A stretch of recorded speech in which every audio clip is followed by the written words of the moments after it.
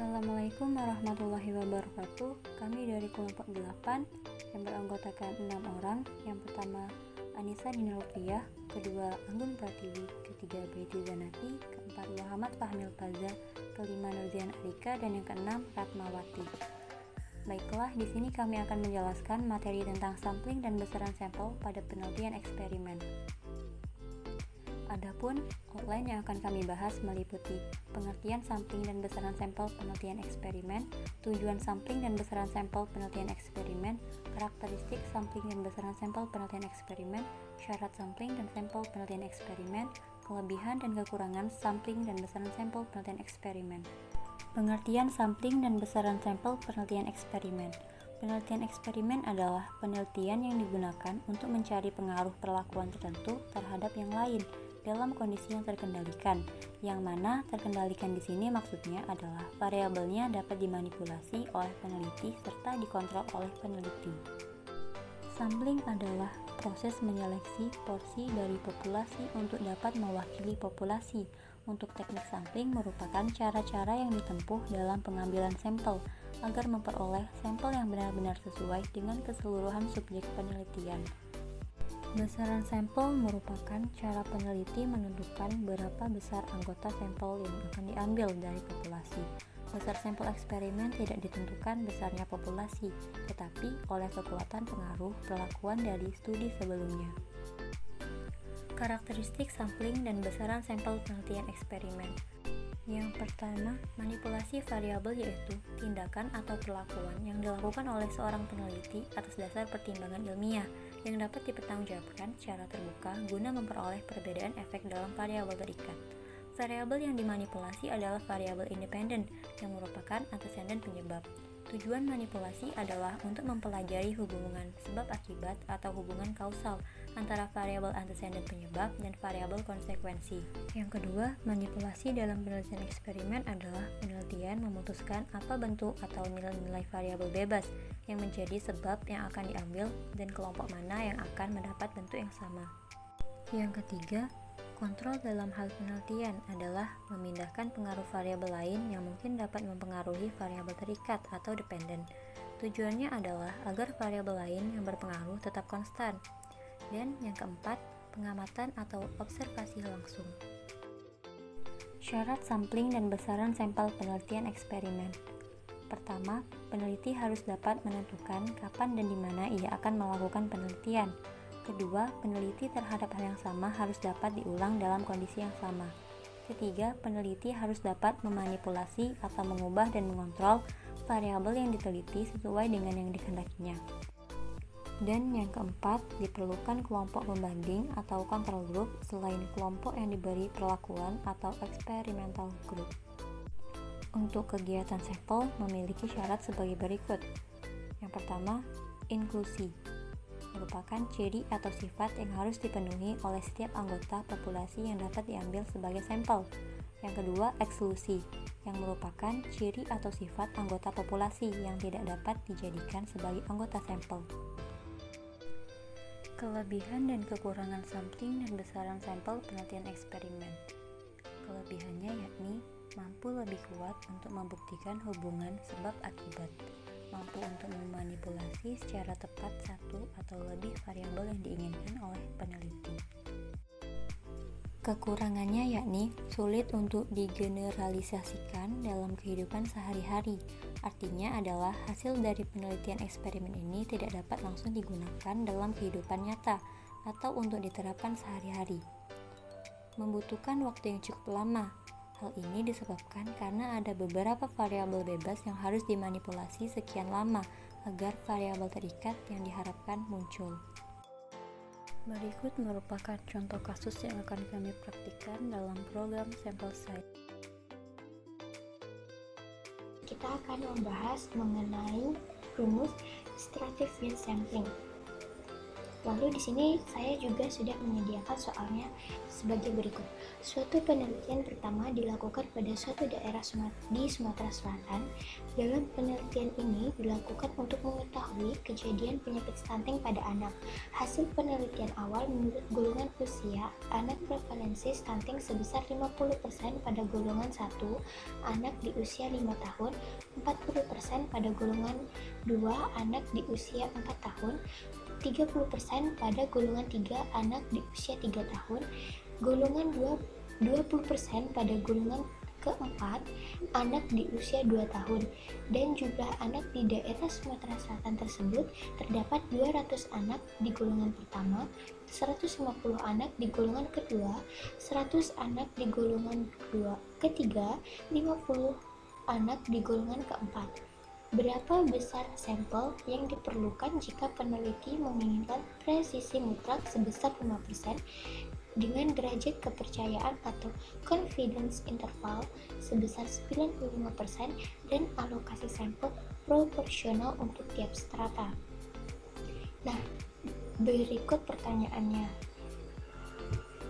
Nah, ini merupakan jawaban yang sebelumnya sudah saya hitung. Lalu di sini dibagi menjadi 4 strata. Lalu di sini apa sih yang dimaksud NH? NH merupakan jumlah anak atau populasi yang ada di data.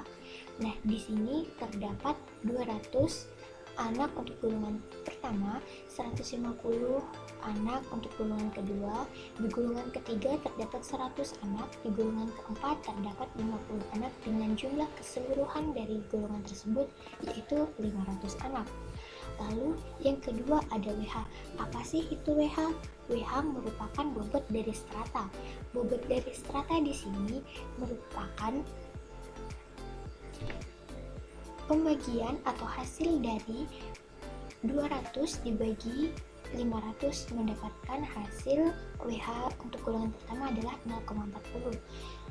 Lalu dilanjut dengan 150 dibagi 500 dan di golongan kedua mendapatkan WH sebesar 0,30, begitu pula seterusnya, seperti di golongan ketiga mendapatkan WH 0,20 dan di golongan keempat mendapatkan WH-nya 0,10. Lalu ada N kuadrat H. Apa sih N kuadrat H? N kuadrat H merupakan hasil dari NH yang dikuadratkan seperti 200 kuadrat mendapatkan hasil 40.000 untuk golongan pertama. Di golongan kedua 150 dikuadratkan menjadi 22.500 dan di golongan ketiga adalah 100 kuadrat mendapatkan hasil 10.000 dan di golongan keempat adalah 50 dikuadratkan mendapatkan hasil 2.500. Lalu ada pH. Apa sih itu pH? pH merupakan proporsi di masing-masing strata.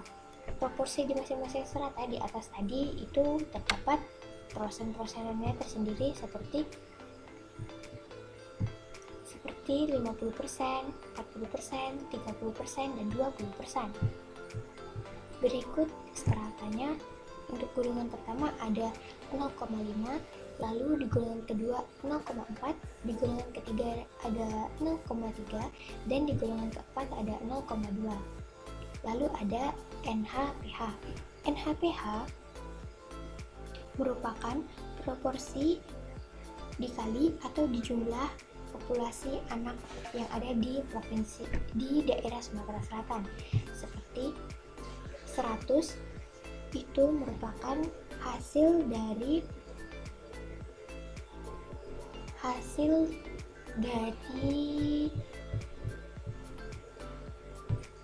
NH/pH merupakan hasil dari NH yang dikalikan dengan pH. Seperti pada golongan 1 itu 200 dikalikan dengan pH 0,5 mendapatkan NH/pH-nya 100. Lalu di golongan kedua itu NH-nya adalah 150 dikalikan dengan pH-nya 0,4 mendapatkan hasil NH/pH di golongan 2 yaitu 60.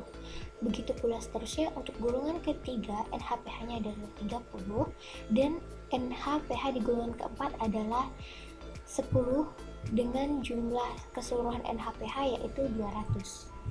Lalu di sini ada NH/pH dikalikan 1 dikurangi pH.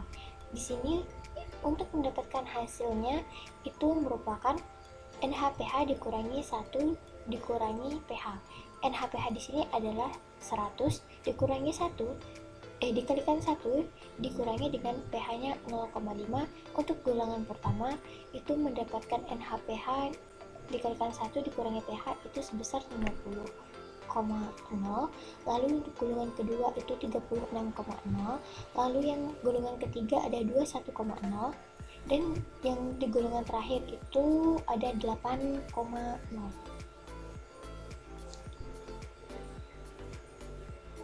Lalu untuk total keseluruhannya adalah 115,0.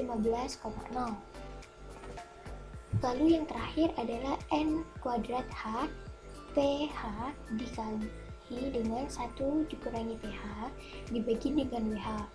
Ini merupakan jumlah keseluruhan dari golongan ke-1 itu 25.000, golongan kedua itu 18.000, golongan ketiga itu 10.500, dan di golongan yang terakhir itu 4.000 dengan jumlah keseluruhannya 57.500. Berikut rumus yang ada lalu akan kita masukkan sebagai berikut ini. Bagaimana sih untuk mendapatkan nilai 1,96? 1,96 itu merupakan nilai dari presisi 95, lalu di tabel itu adalah 1,92, lalu kita kuadratkan dikalikan dengan N kuadrat H pH dikalikan 1 min pH per WH itu dengan totalnya 57.500 dibagi dengan N kuadrat H sebesar 500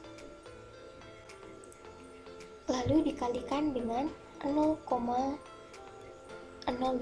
kuadrat ditambah 1, maaf ini sebelumnya NH kuadrat lalu dilanjutkan dengan 1 min alfa kuadrat yaitu sebesar 1,96 kuadrat dikalikan 115 mendapatkan hasil 207,0634 jika dibulatkan menjadi 208. Dan ini merupakan alokasinya, jadi diperlukan besar sampel masing-masing golongan keseluruhan sebesar 208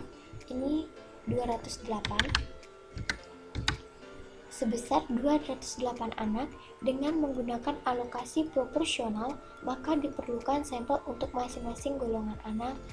Untuk golongan pertama itu 0,40 dikalikan 208. Nah, nilai dari 0,40 merupakan nilai dari WH. Berikut nilai WH-nya. Lalu kita masukkan untuk golongan pertama itu mendapatkan 83,2, untuk golongan kedua mendapatkan nilai 62,4, dan di golongan ketiga itu mendapatkan nilai 41,6, dan di golongan 4 itu mendapatkan nilai 20,8 dengan totalnya 200 anak. Lalu kita akan menghitung menggunakan sample size apakah sama atau tidak. Nah, di sini kita pertama kali mengklik sample surface, lalu dilanjutkan mengklik stratified sampling, setelah itu kita klik estimate. Nah, dalam stratified sampling akan saya jelaskan sedikit.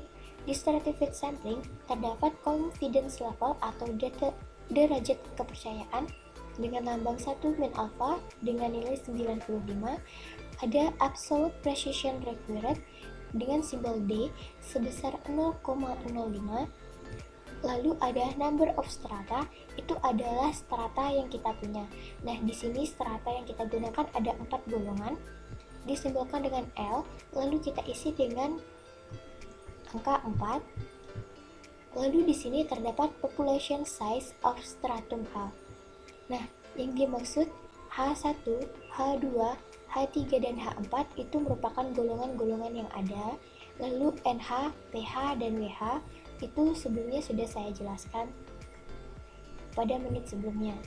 Lalu di sini NH kita isi dengan 200, untuk H2 kita isi NH-nya dengan 150, untuk H3 NH-nya kita isi dengan 100, lalu H4 NH-nya kita isi dengan 50. Untuk pH dari gulungan pertama itu ada 0,5, lalu untuk gulungan kedua itu ada 0,4, lalu di gulungan ketiga itu ada 0,3, lalu yang gulungan terakhir itu ada 0,2. Untuk WH-nya sendiri itu ada 0,4 untuk golongan 1, 0,3 untuk golongan 2, 0,2 untuk golongan ketiga, dan 0,1 untuk golongan pertama. Lalu untuk N-nya itu sama dengan yang kita hitung, 208 pada sampel size, dan 208 itu jika kita hitung manual. Berikut rumus dari stratified sampling. Sekian, itulah materi yang dapat kami sampaikan. Kurang dan lebihnya kami mohon maaf. Wassalamualaikum warahmatullahi wabarakatuh.